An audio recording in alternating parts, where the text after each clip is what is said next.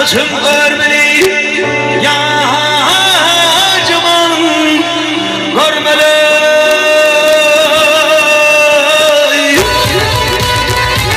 Sen bana beni belge cemil mahvoldu.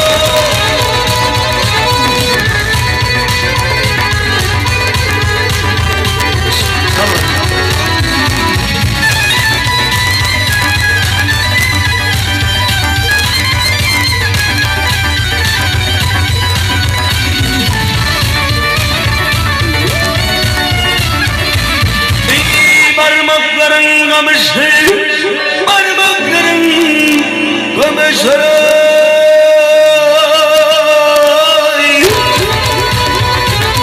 Koltuğundaki giymişlerin tadır sana ters oldu.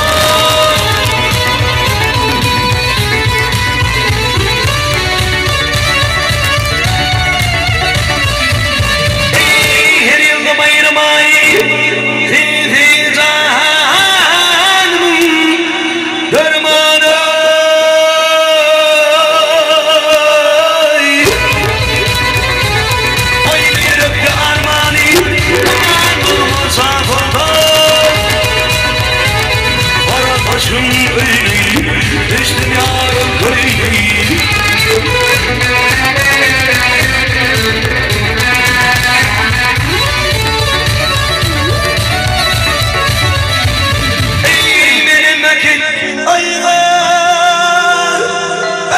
cemil mahvoldu. Ağlık şemsini gül yorgun atını.